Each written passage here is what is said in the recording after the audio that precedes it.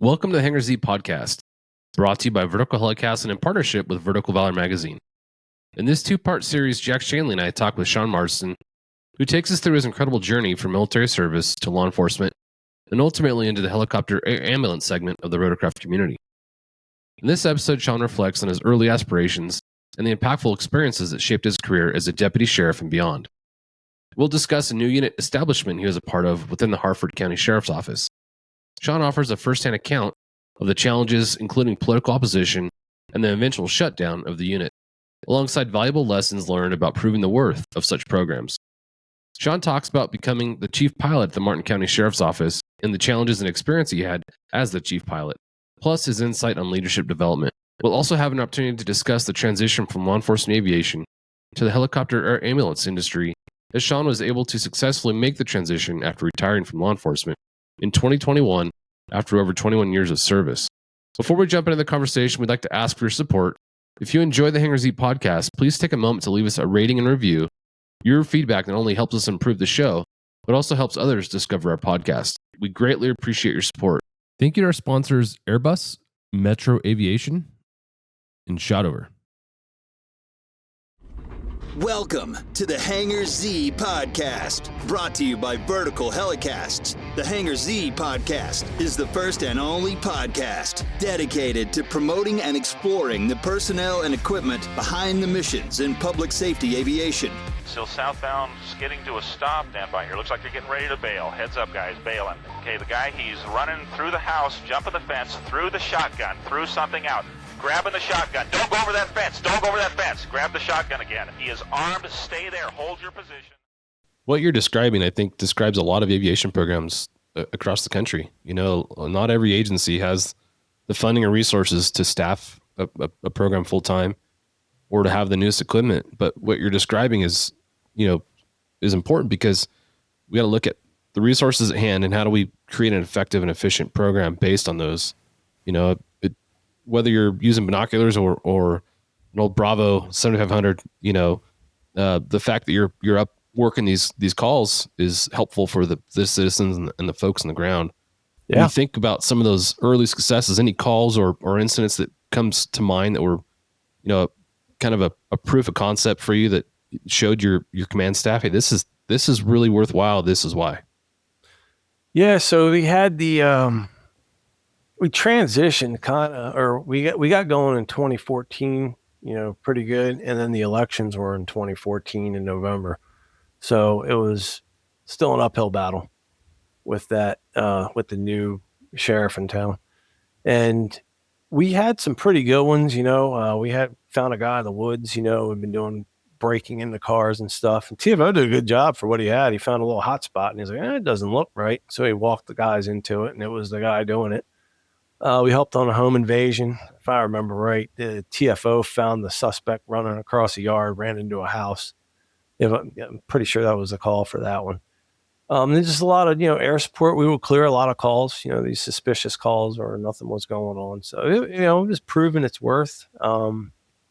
Believe Vinny found a missing person one time. So that was good, so we were getting there. It was just facing the uphill battle of the whole thing with the politics side. And it was just always under the gun to, prove the worth to this new administration who came from the Maryland State Police and they could do everything, which nothing against Maryland State Police. They're just not a county police department. Yeah.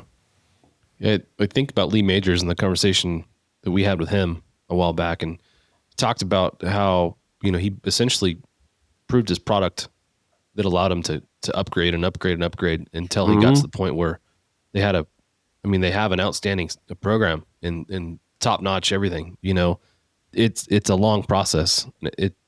That's possible in a lot of scenarios, but when you're in a situation like you described where you're fighting uphill battle and then an election takes place and the new elected sheriff comes in and is just in opposition to the program in its entirety, that's a whole different situation. Can you talk about that and then kind of what happened with the program as a result of his election?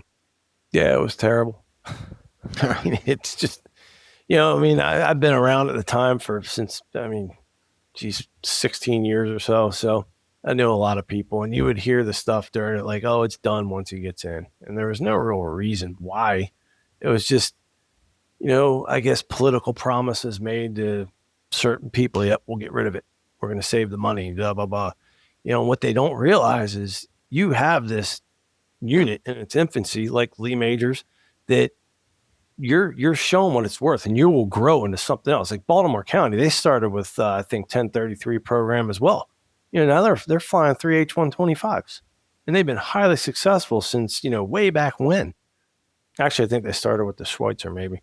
I don't know. I can't remember one of them. But anyway, and it was never given the time to really prove itself.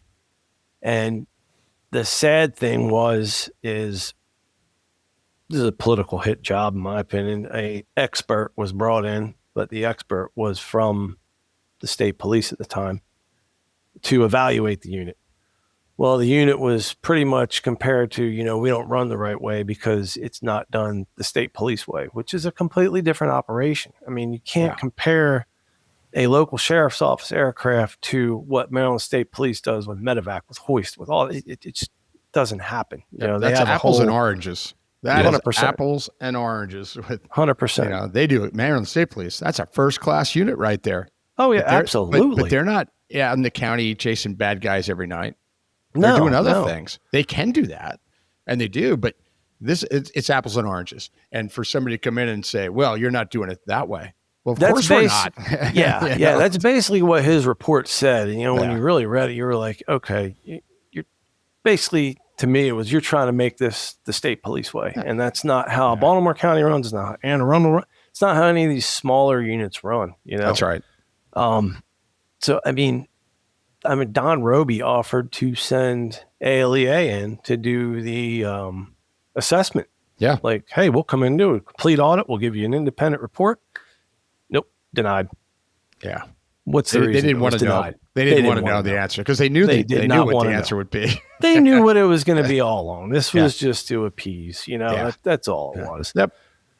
So, I mean, it's just a shame, and I've heard since then they wish they never did that. Yeah. Because, valuable asset. Now you're back to square one back in the 90s, the 80s, the 70s where we got to call the Maryland State Police. Or we have to call and hope Baltimore County can respond.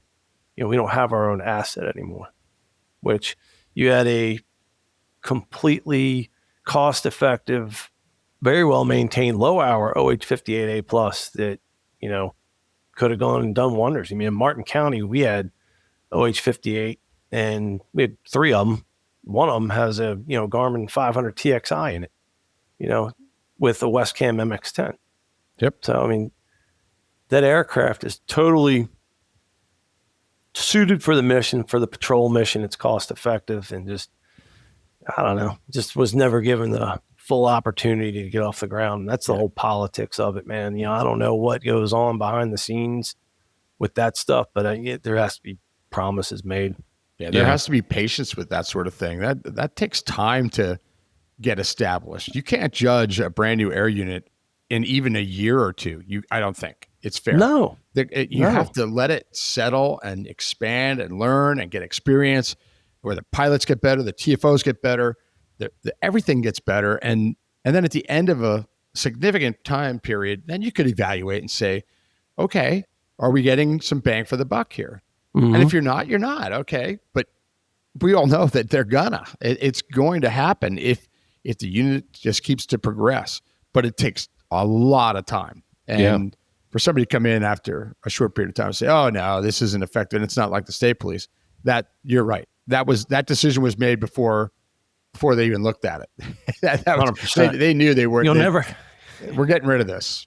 You'll never convince me otherwise. And everybody knew it. I'm not even involved in that, and I know that that's what happened because I've seen these units that go through this, and if their department shows patience, they remain. Heck, Sonoma's a great example. We just got done with a bunch of episodes with Sonoma on both the Real Rescue Podcast and Hangar Z Podcast, and in print in Vertical Valor.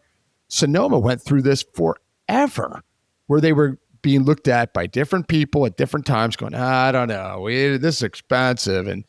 And they survived it all by showing what they did. And they were given a chance to show what they did. And they saved so many lives that anybody that was opposed to it would be looked at and said, well, that guy's just a kook. Yeah. Look at they did 200 rescues last year. Who in their right mind is going to say, yeah, we don't need that? So the patience is so important, and the powers that be, some of them are just ignorant. They don't know. They don't know anything about what you were doing and how you were doing it, and that it really, in the big picture, cost very little. It didn't matter. They had their preconceived notion, and that was that. It's a shame. You're only doing your officers and citizens a disservice by doing that. Yep. Too bad. There is a reason why, these air units that started with these smaller aircraft. I mean, they just keep buying multi-million-dollar helicopters. Yeah. Because if it didn't work, they wouldn't buy them. That's right. They'd shut it down. Exactly right. Yeah. You think about an established agency that brings in a new TFO. We're saying it takes a TFO at least 2 years, probably 4 years, to become a really, really proficient TFO in an established program. So to expect a brand new staff in a brand new program to establish themselves and be that productive in less than 2 years it's completely unrealistic. So I think it's important for somebody, if you're considering proposing something like this, to put a realistic timetable as a part of that proposal. I know everyone's proposals look different based on the city, county, or agency that they work for, but I think timetables are important and realistic expectations are important. I think that part of understanding, okay, it takes at least 2 years for someone at least just in the TFO job to become proficient. Your results are going to improve like crazy over that 2 to 4 year period. Oh yeah, but and that's a full-time guy. That's a full-time person, John, right? Oh, I mean, think about a part-time. That might be 4 years. Yep. Till that person's really, really proficient. So that's even requires more patience by the bosses, to see what you're going to do. Yeah, I wish I would have thought of that, because that's a good point. Next time, call John and he'll man, help you out. Yeah, that was good. What you're describing, the political winds, they change all the time, and we talk about this a lot.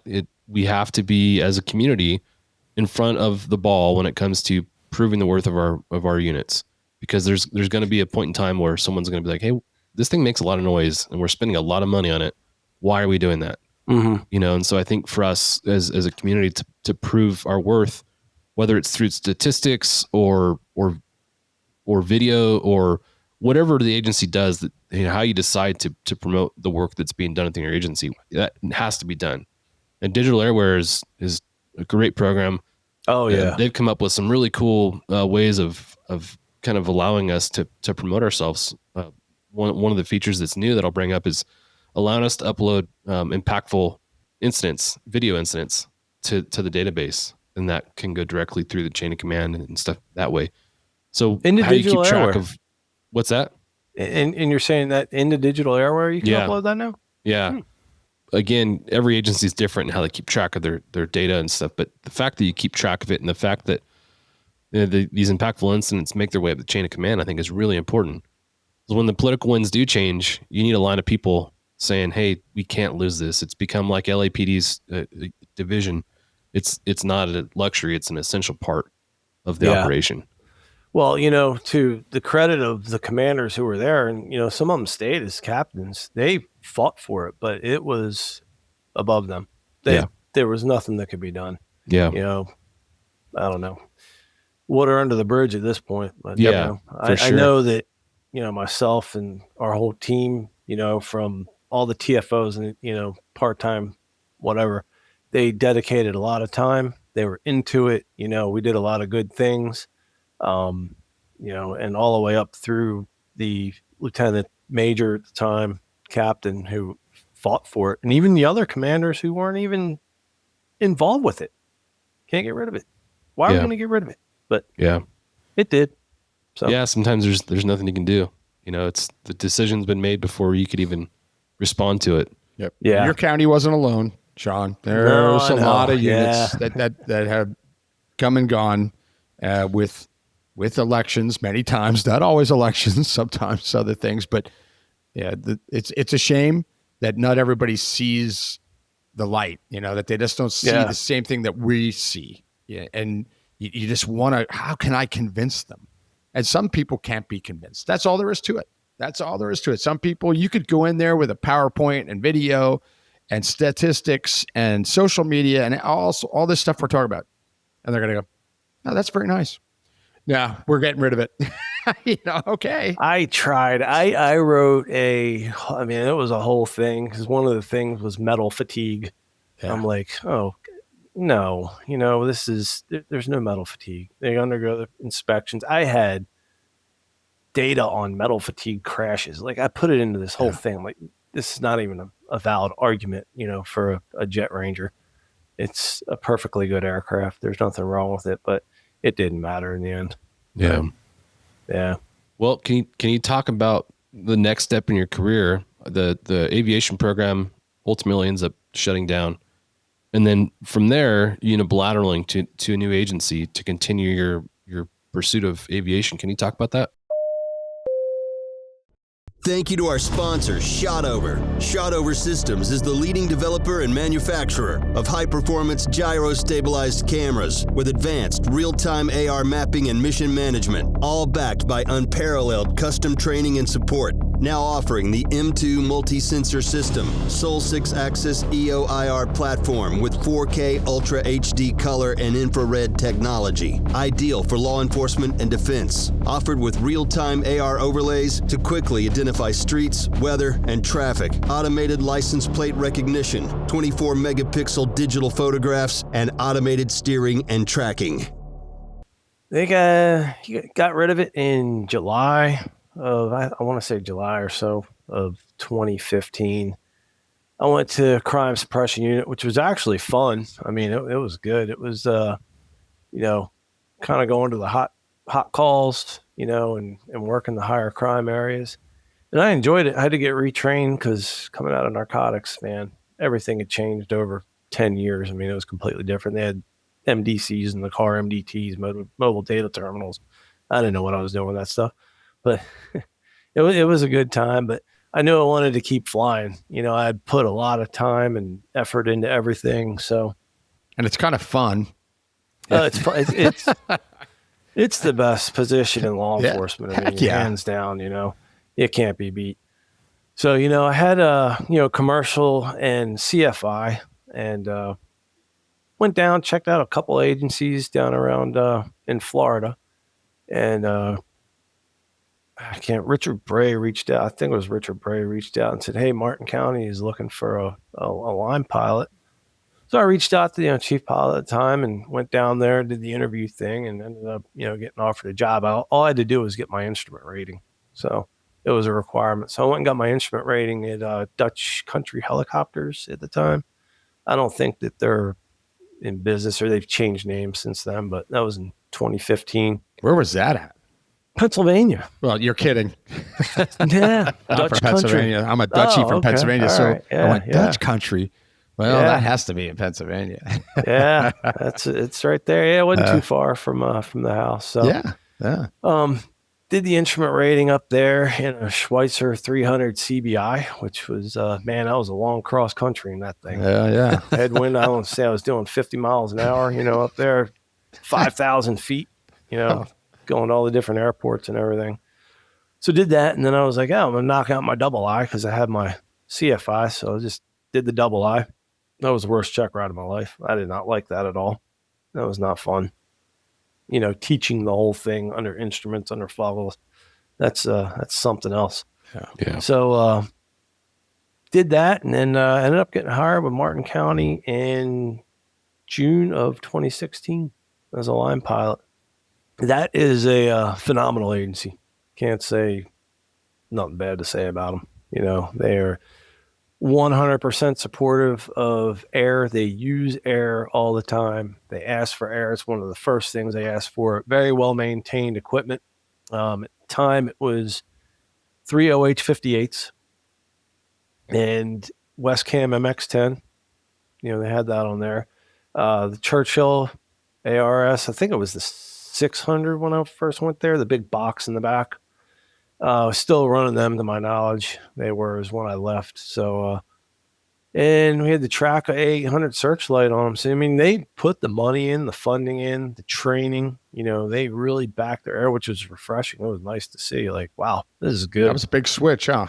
Big switch. Yeah. Yeah. Big. So that was good. And then in 2020, we ended up, they were like, hey, we need to get out of the 58s eventually. So bought an Airbus H125. It's time for your Heli Life giveaway buzzword. Listen up and remember this word, because you'll need it to enter for a chance to win exclusive Heli Life gear. Ready? This episode's buzzword is surveillance. Visit contest.verticalhelicasts.com to enter the buzzword. It's a big swing like Jack just brought up. You essentially are flying an OH-58 with R2-D2 hanging off the bottom of it with your camera before.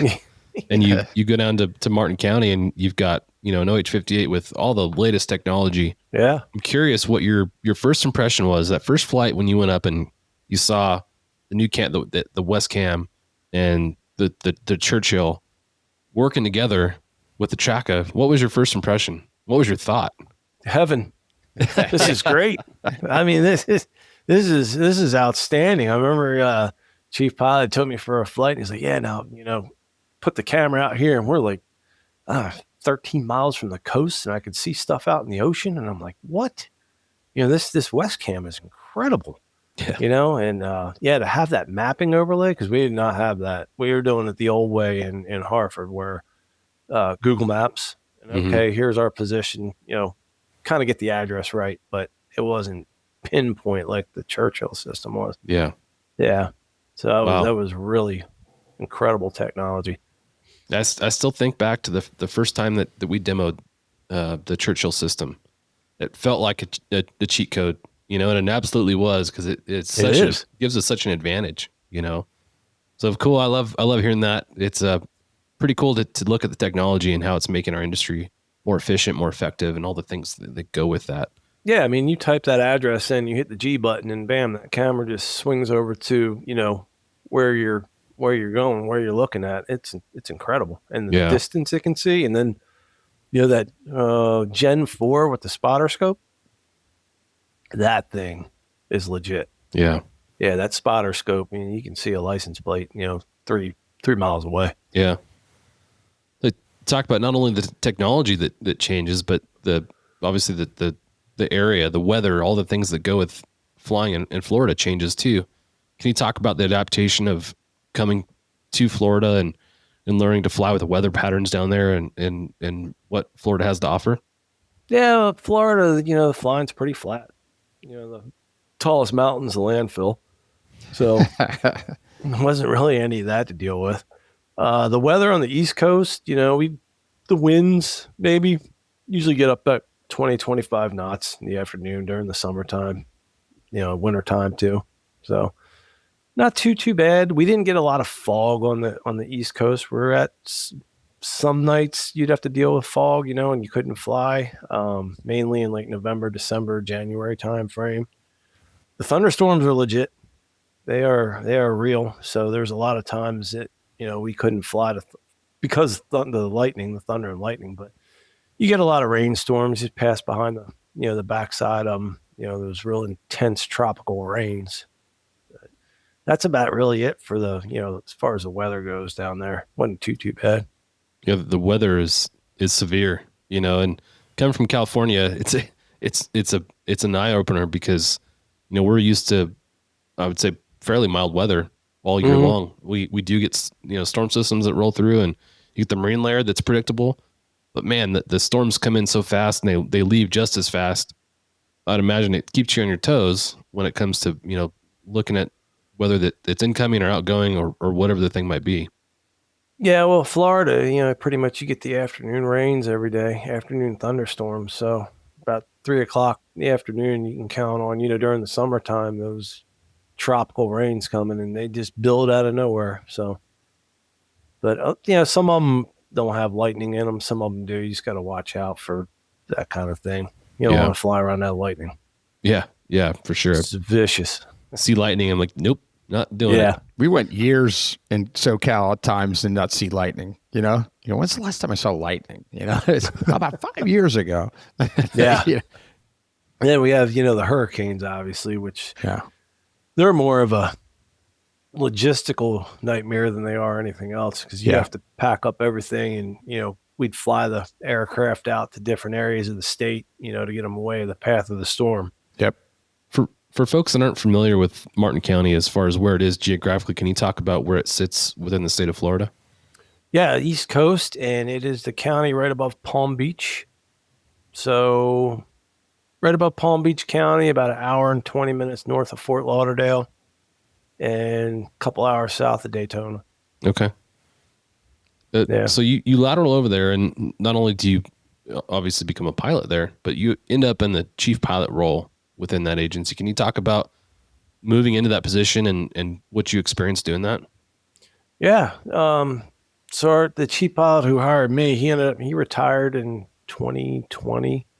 I want to say it was end of 2020, 21, right around there. And then basically it was kind of next man up. So I took over as acting, and you had to go through the whole promotional process, because it is a supervisor role. And February of 22, I think, is when I was, officially the chief pilot for the unit there. Any challenges moving from a line pilot position into that chief pilot role? I think the hardest part about it is you've already been working with the guys there, so now you're in a different position. Yeah. So the supervisor versus the peer.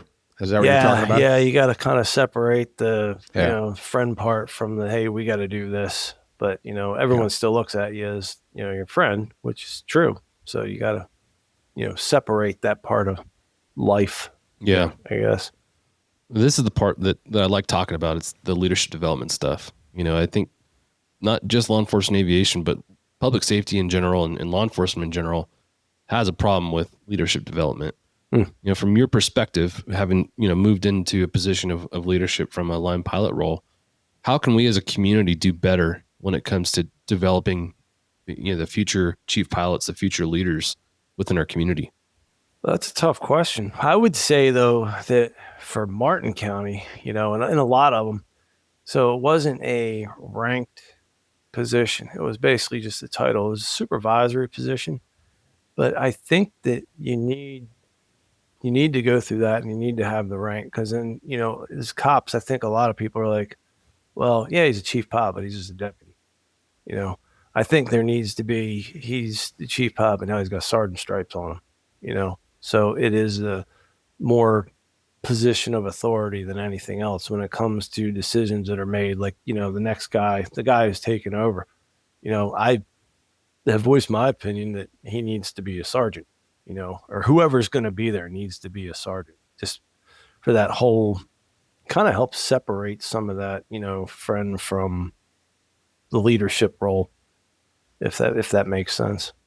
Yeah, absolutely. I think that's one of the problems we talk about quite a bit is, the aviation structure when it comes to, I guess the chain of command is different than law enforcement. In aviation, the chief pilot's, it's the big dog, one who's the ultimate supervisor in a lot of ways. Mm-hmm. Whereas you talk about the general law enforcement community, if that person's not even a sergeant, it's like you say, if that chief pilot's then tasked to go to a command staff meeting, you're sitting at a table with sergeants, lieutenants, captains, whoever, and they look over at you and you've got no stripes on your sleeve. They're probably not real interested in what you have to say, Yeah. So it's tough to go and sit at that table and have the respect with rank that goes with that. So I agree with you. That's a big part of it. Jack, I know that's something you guys dealt with at LAPD. What is your thought and take on that? It's a really complicated issue, isn't it? I mean, there's no magic wand or silver bullet to any of this. It really comes down to a lot of what we talked about with Clint Pulver, where it's personality. It's personality. Mm-hmm. It's not about a star, a bar, a stripe. That was a great episode. Oh, thank you. We think so too, by the way, Sean. We really enjoyed that. Yeah, John, it was good. John and I got done with that. Went, wow, did we just learn a lot about leadership or what? And it's from someone that's not in the military, not law enforcement. He's a business oriented, and it all pertained to us. And we talked about personality so much. Mm-hmm. And we got done with that and said, wow, it's true. That's what it is. You got to love people. How many times did Clint say that? You got to love people. Yeah. You know, and you gotta think about those people, and you gotta talk to them about what they need. You know, not about what you want them to do. You got to talk to them about what they need. So, you know, to simplify an answer, I think personality should be looked at a lot more than scoring on a test or sitting there in an oral interview. Is this person going to get along with people? You know, can they be the peer and still lead? Yes, you can. We all know people. We all know people that balance that perfectly, even at very high ranks. And we also know people that couldn't do that to save their lives. I mean, they couldn't do it. I mean, it's impossible. Their personality doesn't allow it. They're too arrogant. They're too egotistical. They're too, well, I got the sergeant stripes now. I'm a lieutenant now. It's like, well, yeah, you are, but you're still supervising people, you know? So you better know how to deal with them. So, Clint had a lot of good points that he made that have enlightened me. I wish I had heard Clint talk 30 years ago. Not that I ended up in a leadership position, so to speak, but I would have known. It just would have helped getting through some of those things. And the leaders that really need to listen to Clint are ones that won't listen to Clint. Sure. I mean, you know, they're not the ones reading the articles, listen to the podcast, going to supervisor or leadership schools and classes. It always seems like the people that go to all those things really don't have to.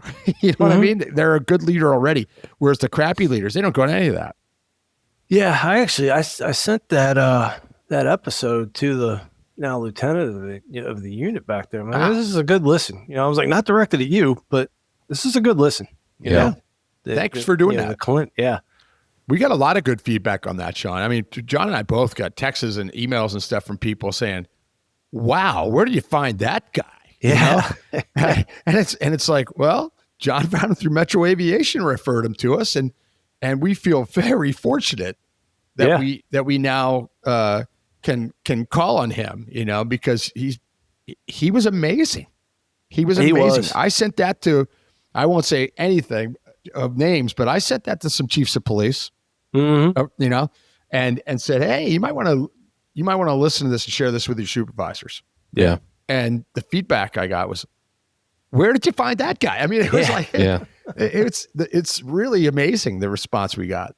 Yeah, it really was. Thank you to our sponsor, Metro Aviation. Metro Aviation, the world's largest family-owned aeromedical operator, offers comprehensive aircraft services with 160 plus aircraft in over 25 states. The Completion Center installs medical and law enforcement kits and avionics, serving diverse aviation needs including offshore, utility, VIP, and corporate sectors. To your earlier point, you know, you said you weren't a leader per se, but you were, and you still are. You know, sometimes, and what's hard is when you're in an untitled leadership position, you have the influence of the folks that you're working with and around, but you feel like you may be steering the ship from the back seat sometimes. You know, and that can be challenging for a lot of reasons. But I admire the folks that do that. You know, because you're doing what you're doing out of pure passion for the industry, and I think there's no shortage of that in our industry. Everyone loves what we do, and so that part of it is exciting to me. Although challenging, it's still awesome. So yeah, Clint was an amazing guest and an amazing person, and I hope conversations like that will help steer future leaders in our industry in a way that's beneficial for everybody. Yeah, he hit the nail on the head with the whole captain thing. Oh, didn't he? That might have been the best 10 minutes. The four types of captains. And I love that Clint did his homework. He knew who his audience was. Yeah. He normally says the four best kind of managers are four best kind of general managers. And instead, he knows he's talking to cops. Hey, the four types of captains are. Yes. And we sat there and went, yep. Okay, I know that. I can name 5 of those, 6 of those, 5 of those, and only 2 of those. You know? Yep. Yeah. I mean, that was the best segment. When you look back over your time with Martin County, again, I love going over the stories because I think they're, not that we're here for war story hour, but in some ways we are, because I think there's a lot to be learned from the incidents that we were a part of, good, bad, or indifferent. But when you look back over the career you had with Martin County, what was an incident that you were a part of that was impactful that was like, yeah, that was really cool?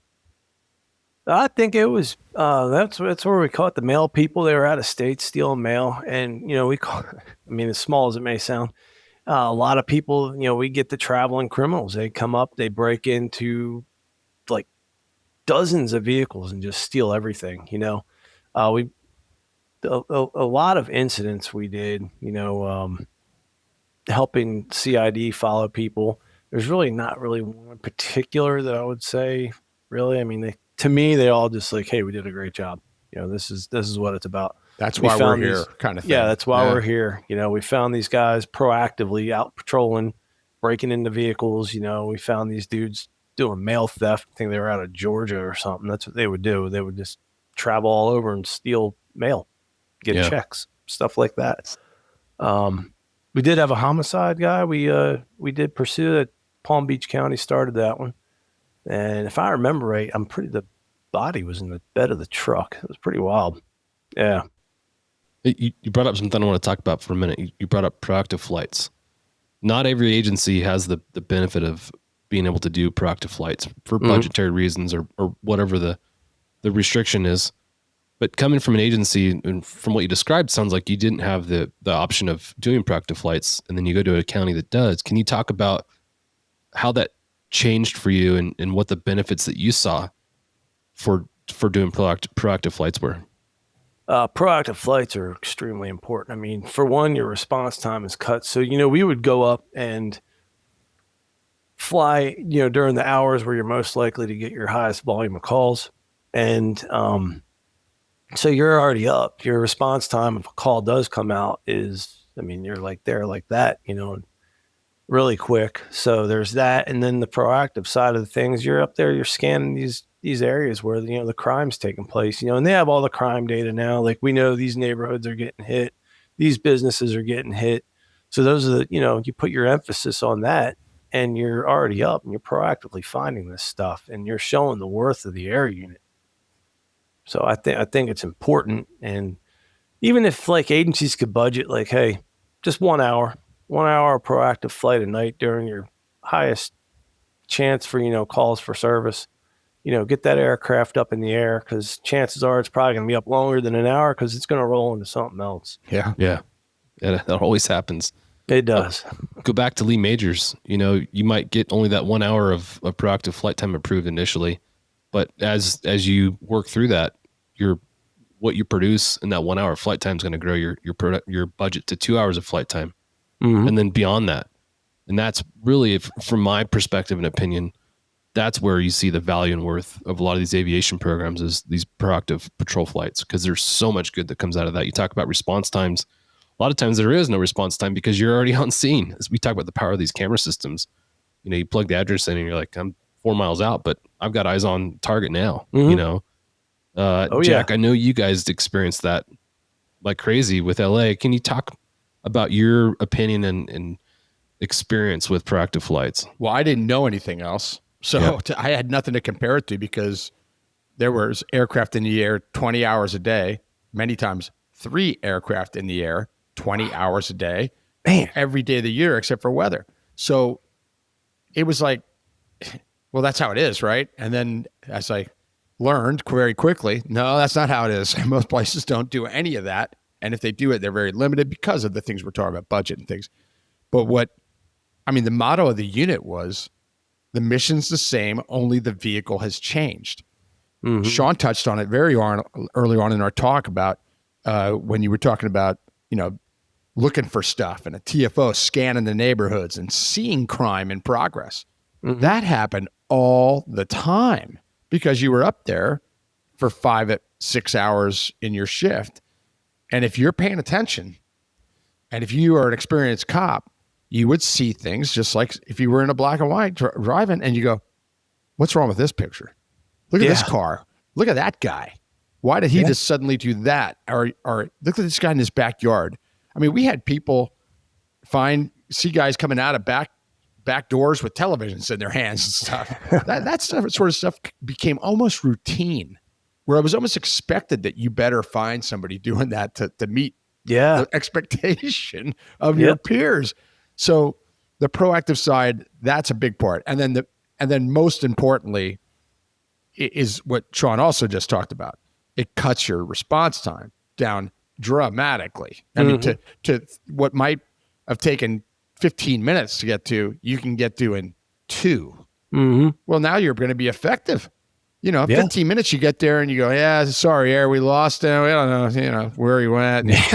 Whereas if you're there in 2, even if they lost him, they could say, hey, I lost him 30 seconds ago right here. And maybe you get him or can contain him. So you can't. Yeah, you're behind that power curve. Oh, yeah. So the getting up in the air and being up there already is something that every unit should strive to get. And the ones that aren't getting it, and there's plenty of them, they have to fight for it. And the way you fight for it is by all the things we've been talking about. You got to document everything you do. You got to prove yourselves. And when you're up there, if they give you that couple hours, you better be doing something. You better be going to every barking dog call. I mean, you got to go to everything, and which will turn into something else. I mean, Sean said it best. You go up, you get that hour. Well, that hour is going to turn into 1.5 or 2 because you're going to get into something. Now, that's a fact. But there are leaders and people that are making the decisions on proactive that they think, you guys really don't have an effect on that. That's ignorance. Yeah. Yeah. And they also got to think about, how much time is it going to save the following morning when day shift comes on and gets hammered with 25, vehicle burglaries. Exactly. And somebody's taking those reports. 2 zone deputies stuck doing that. And you're out there, you proactively find that you've already got the bad guy in custody, and you've got maybe 2 or 3 reports. Perfectly stated, Sean. Yeah, that is perfect. Yeah, because that didn't even pop into my head. And that's exactly right. Think of all those reports. Yeah. That's a lot. You saved by catching that guy in the act. The mail too. Hey, my mail's getting stolen. That's a report. Somebody's going to write that down and type it up, and man, that's a great example. Good job. Yeah. Well, you go and you become the chief pilot with Martin County, and then something changes in your life that sends you in a whole different direction. Can you talk about that? Yeah. So that's good. So I went out to Texas, and the TFO that I trained up to fly, he was out there at the time getting his private pilot rating with Helicopter Institute, which, by the way, that's, going back to Martin County real quick, the emphasis on the EP training and the safety training was fantastic. And, that came from the top down from the sheriff at the time, Snyder. Now it's Sheriff John Budenseek, great people. Major Pete Croft, who was a lieutenant in charge of aviation at the time. Everybody supported it, 100%. So it was really nice to see that. And, Helicopter Institute was fantastic. I mean, the training you get from Randy is, just the auto rotations. I mean, full touchdowns, and he's making you work for these things, right? Rolling the throttle off when you're right above your spot and you're doing 80 knots, and you got to get around to it and make your LZ. So it's not just like, let's do a straight in landing, 180. So that level of training is just outstanding, builds confidence and safety all around. Yeah. So 100% agree. Yeah. So I'm sorry, I lost track. I just want to throw that in. So you're back to Texas. Yeah, back to Texas, right? Yeah.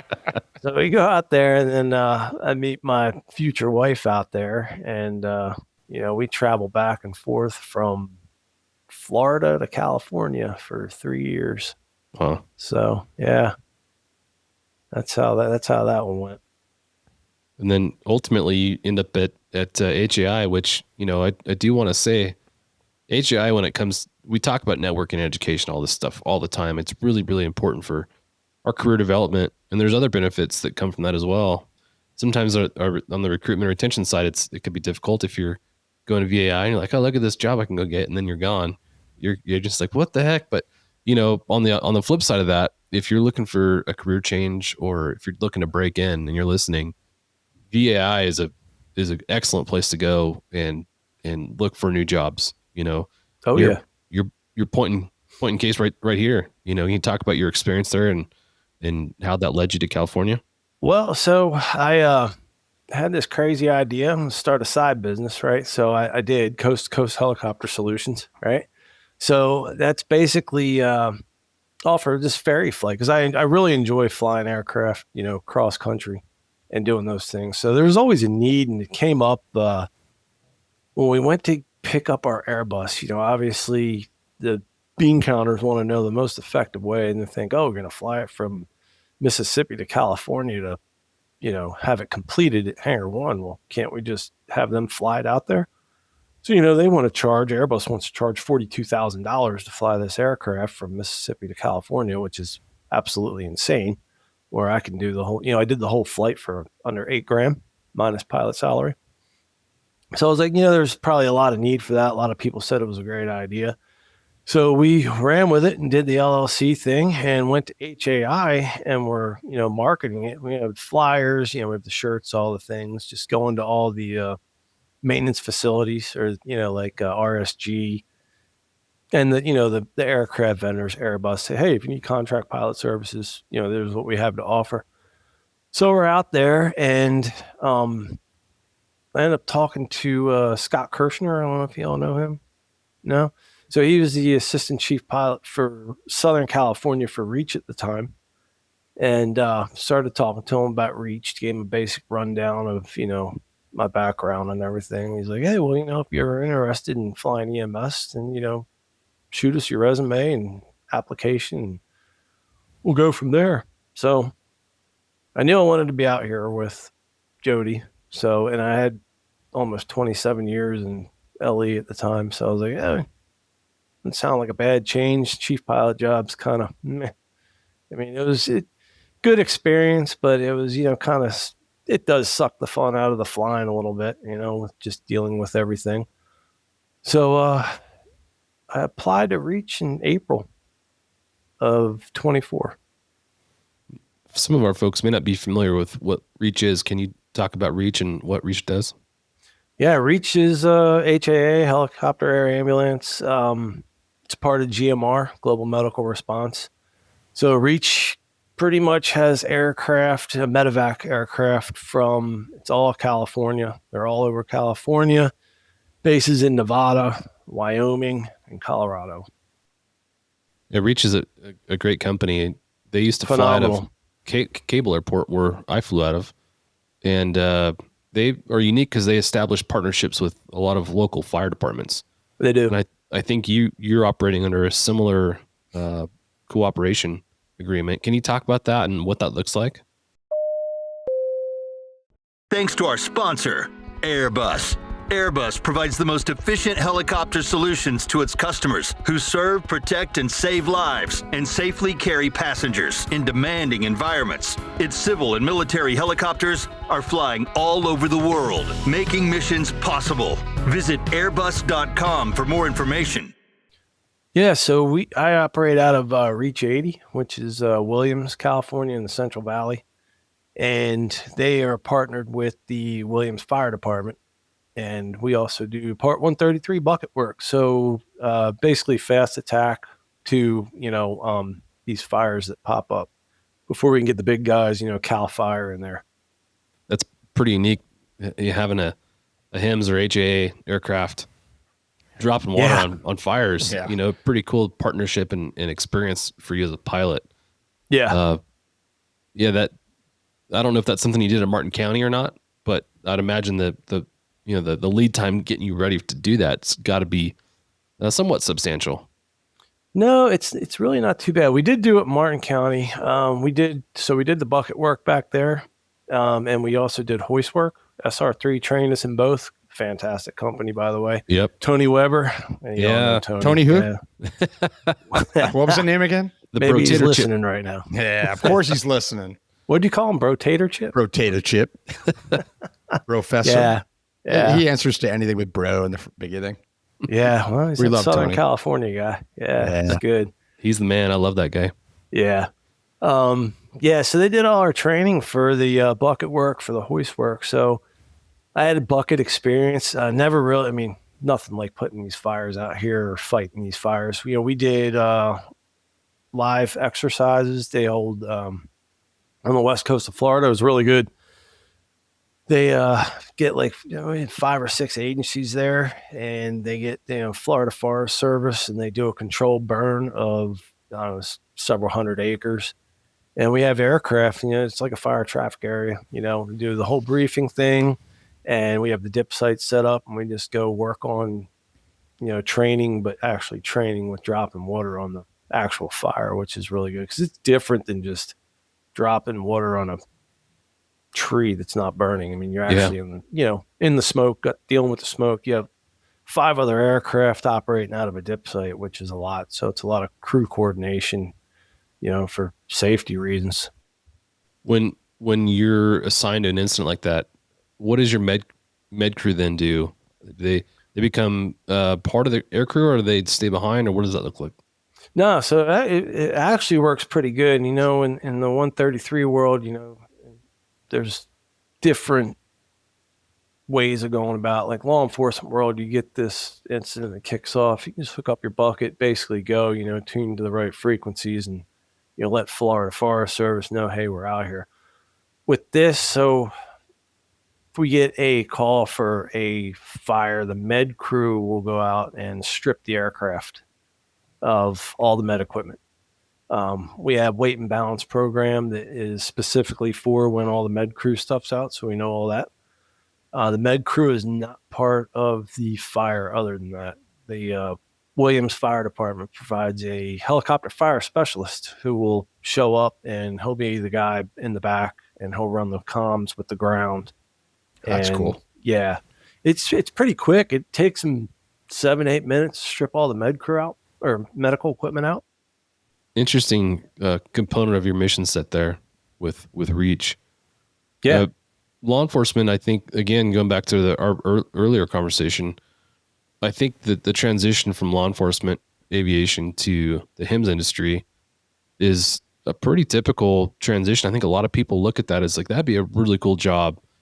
Piques a lot of interest, takes your natural talents and abilities, and allows you to essentially have a second career after your time in law enforcement. Yeah. Can you talk about how you experienced the transition, some of the things that maybe if you were to look back, be like, hey, I should have done this prior to even pursuing that, or maybe not? No, I mean, I like this career now. It's great. It is totally different. The transition, I mean, public use world is a lot different. You come over here to the 135 world, it's highly regimented, but Reach does a great job. You go through academy, when you get hired, which is about a week. Then you'll go out and do your, whatever aircraft specific you're in. You'll do your ground training, which is pretty comparable, like going to Airbus school for the ground. And then you'll go from there. You go out and do your check ride for your 135 stuff. And it's all done under night vision goggles. So, it's basically commercial check ride, and you have your instrument IMC conditions thrown in there. So you have to do that, shoot your approach. We did, confined area pinnacle landings, and do them up on a mountaintop, which is pretty interesting because I've never really flown in the mountains before like this. Yeah. It was out in Colorado. So yeah. Yeah. Totally a real different. mountain. Yeah. A real mountain. With no trash. Yeah. Yeah. With no trash. Yeah, it actually brings up a point I want to talk about. You talk about flying in Florida where the terrain was pretty even, pretty flat, and then you come across the country and you're now flying on the West Coast. Mm-hmm. You talk about the differences that you experience not only in the terrain but the airspace considerations and everything else. Well, it's I think it's beautiful out here. It's a lot better flying. I mean, this flying, just the scenery alone is incredible. The mountains they're something. They're big. I've been over. We cover a lot of area. I've been over the Sierras into Reno, over the smaller mountain ranges, going over the Mendo coast. We go down to San Francisco a lot when we can get in there. We have marine layer problems we're VFR aircraft at Williams, so it's kind of specific to when we can get in because we have to have certain cloud heights, ceiling heights to get cross over with the Golden Gate Bridge. But yeah, I mean, it's been definitely different. It's challenging. The airspace isn't bad. I mean, you're a commercial pilot, you should be able to deal with any of the airspace stuff. Squawking and talking. How far north from Williams do you go? We will go. So we have Williams. We have a Reading. Oh, A Reading aircraft. Okay. There is, but so when they're out doing something, if they get a call, IFT or a scene, or not a scene call, you get an IFT. We'll go to Reading a lot. Our base has been up to Trinity, which is Weaverville, Oregon. They've been to Oregon. Yeah. Yeah, we go all over the place. Wow. Over to Reno. The majority, though, will go down to Sacramento to those hospitals down there. And there's a real need for it. It's really rural out here. Yeah, there's not a lot. So there's a legit need for the air ambulance out here. You're talking going by ground, it's going to take you 2.5, 3 That's hours. right. A helicopter gets you there in 45 minutes. Yep. Yeah. And there's lots going on. The 5 freeways right there. Lots of accidents and agricultural accidents. I can only imagine, and there's not a lot between Reno and Williams and Sacramento. There's some very remote areas, east, west, north, and south out of there.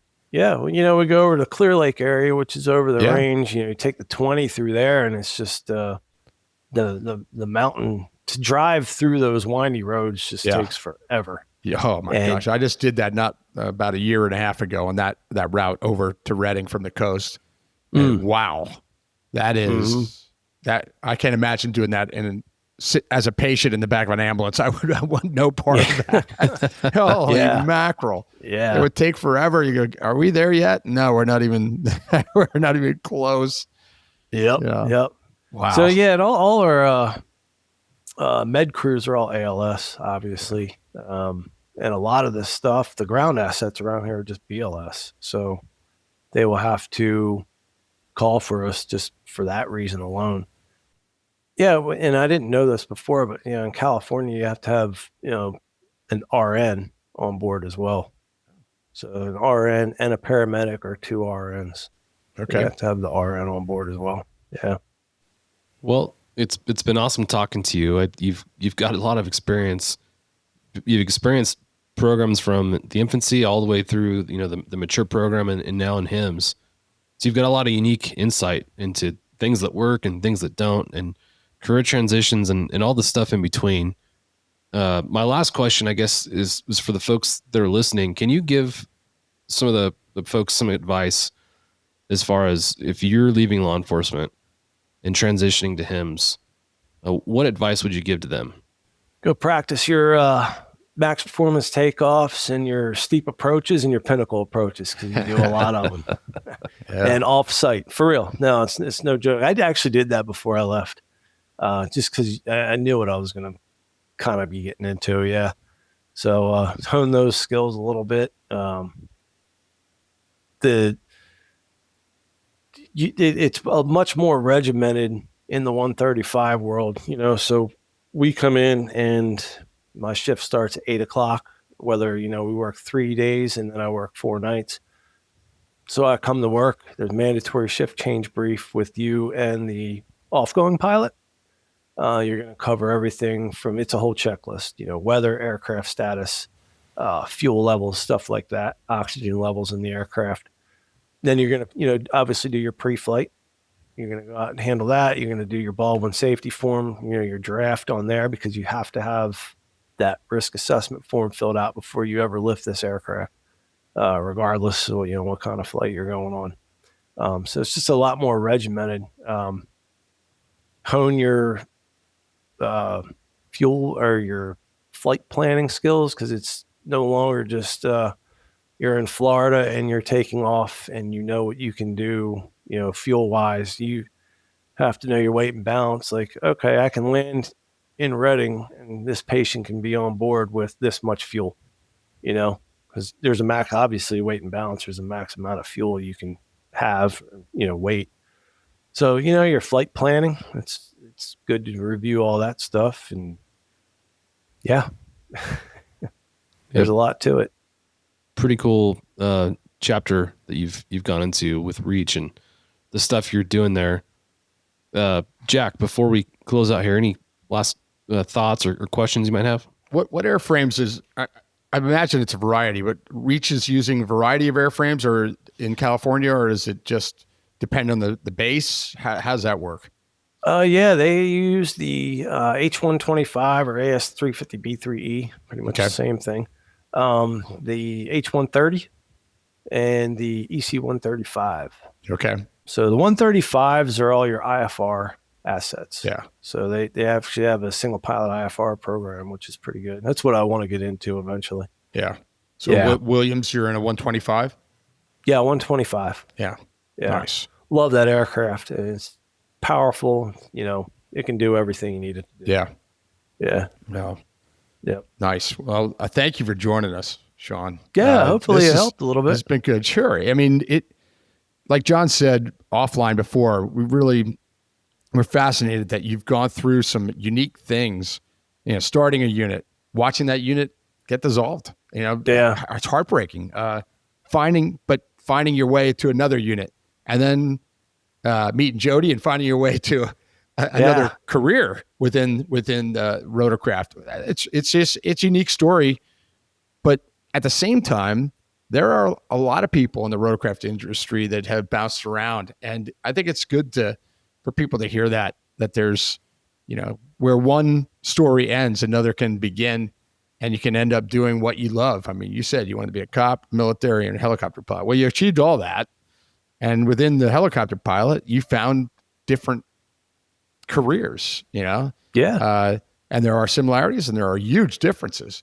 So it says a lot about you that you persevered, you know, through all of that, especially after the disappointment of the unit going away in Maryland. I mean, I'm sure that I could tell just when you were talking about it, that it made you angry. It made you sad. You were disappointed, but you kept with it. You kept with it. And here you are, you know, you got to keep you seem very content and happy to me.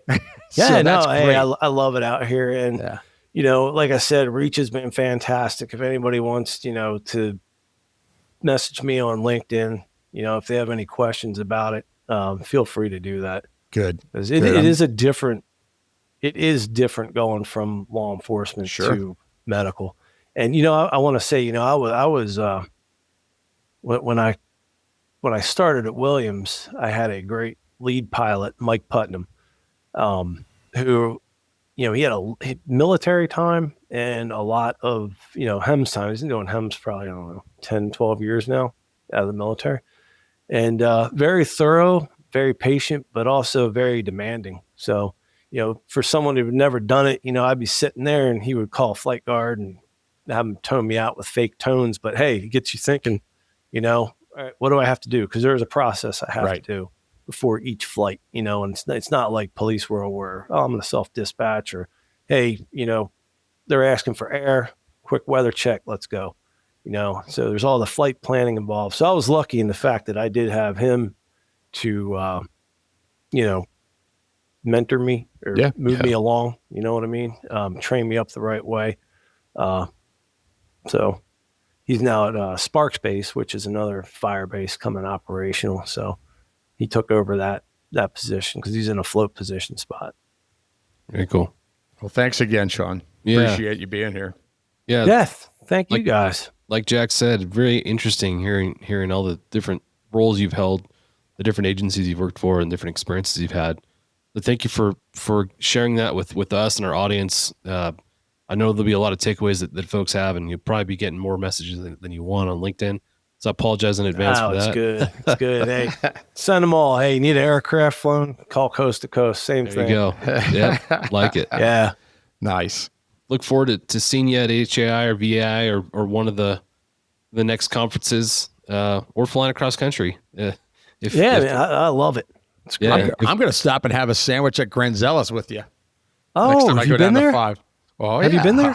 Oh, Granzella's is fantastic. It is. That's a gem. That's a hidden gem that I didn't know about for a long time in Williams. I mean, and that little downtown area in that place, what a great spot to stop right off the 5 freeway going up and down in the Central Valley there. Yeah. Congella's and definitely. Yeah, man. Yeah, hit me up. Sounds good. Roberta's too, the little yellow taco shop. Okay. Fantastic. Another one. Yep. Check on the list there. Yep. If you want a good burrito. Yeah. That's the best part about California. There's no shortage of good burritos. Love that. No, the best. everywhere. Everywhere. All righty. Well, thank you again, Sean. Thank you, Commander, for joining us. And until next time, we'll catch you later. Cheers. Yes. Great to meet you guys. Thanks, Commander. Thanks, John. Oh, thanks. Way to go, John. All right, y'all. Hey, thanks again for joining us for this engaging 2-part series of the Hangar Z podcast with Sean Marston. And what an honor and a privilege it was to talk to Sean and highlight his career. What a unique transition he's had from law enforcement to the HIMS industry, and what he's doing there is amazing. So we've talked a lot about some unique closings in the past, and for today's recording, we have a very unique opportunity to talk to Sean to kind of wrap the conversation up. So Sean, welcome back. If you could just, walk us through some of the closing points you'd like to leave for the audience. Yeah, I'd just like to circle back to, Reach and GMR and give them a shout out. One of the things, I liked about Reach was that they tried to take care of me, moving across country, the whole, making sure my home life was good. They helped accommodate my schedule because it's 7 on, 7 off, align it with, my wife and everything. So that's a big thing, especially in this industry where you're gone for 7 days, because had it been different, then we would be on completely opposite schedules. So if anybody has any questions about going into EMS from law enforcement, because it is an entirely different type of work, different dynamic, feel free to hit me up, reach out to me on LinkedIn. You can hit me up on my C2C Instagram is C2C_helicopter. It's on Instagram. And we can talk about anything you may have. I also like to just say, if there's anybody out there who's looking for advice in the law enforcement path for aviation, for pilots, feel free to give me a shout out there. Any kind of consulting work, anything like that. I'm always here. You can message me and we can have a talk about it. Any funding sources too. I'm sure a lot of things have changed over the years, but there are some kind of grants out there for equipment, for aircraft, things like that you can research and find those things. So that's pretty much about it. The networking side of things is huge. I highly encourage you to reach out to Sean if you're considering a transition from law enforcement to HIMS or just to HIMS in general. You might have folks in the military segment right now that are looking to transition from there to the HIMS industry. I'm sure Sean will have a lot of information for you. I know there's always rotating positions available within the network that you work, Sean. So I'm sure folks can reach out to you. You might have some advice, might be able to point them in the direction of a person within your company that could highlight what positions are currently open and what they might qualify for based on their experience. Yeah, so we do have currently an opening at Reach 80 Williams. It's the fire base as well as EMS, like we talked about earlier. So if you go to, I believe it's Careers GMR, and you just type in the location or helicopter pilot, you can see all the listings. People just do need to realize that sometimes they do go out internally first. So while you may see it there, it is going to be open internally for people already working within the company. Same thing kind of as law enforcement, Yeah. Again, the networking's huge. Thank you, Sean, for your willingness to help folks out. We talk about mentorship a lot, and this is a huge opportunity for folks that are looking for some inside information on a movement and positions that might be available. So thank you for your willingness to do that. Thank you to everyone who's listening to the Hangar Z podcast. If you could do us a huge favor, like and subscribe on the platform you use to listen to the Hangar Z podcast. It helps us out tremendously. Again, thank you to all of our guests like Sean. You guys have made this show what it is. Without your willingness to join us and talk about your career and the things that have impacted you, we wouldn't have much of a podcast here. So thank you very much, Sean. Thanks for joining us. And until next time, we'll catch you later. Thank you, John. It's been great. Thanks for joining us for this episode of the Hangar Z podcast. Don't forget to like and subscribe to hear more stories that promote the personnel and equipment behind the missions in public safety aviation. Thanks to our sponsor, Airbus. Airbus provides the most efficient helicopter solutions to its customers who serve, protect, and save lives and safely carry passengers in demanding environments. Its civil and military helicopters are flying all over the world, making missions possible. Visit airbus.com for more information. Thank you to our sponsor, Shotover. Shotover Systems is the leading developer and manufacturer of high-performance gyro-stabilized cameras with advanced real-time AR mapping and mission management, all backed by unparalleled custom training and support. Now offering the M2 multi-sensor system, Sol 6-axis EO/IR platform with 4K Ultra HD color and infrared technology. Ideal for law enforcement and defense. Offered with real-time AR overlays to quickly identify streets, weather, and traffic. Automated license plate recognition, 24 megapixel digital photographs, and automated steering and tracking. Thank you to our sponsor, Metro Aviation. Metro Aviation, the world's largest family-owned aeromedical operator, offers comprehensive aircraft services with 160-plus aircraft in over 25 states. The Completion Center installs medical and law enforcement kits and avionics, serving diverse aviation needs including offshore, utility, VIP, and corporate sectors.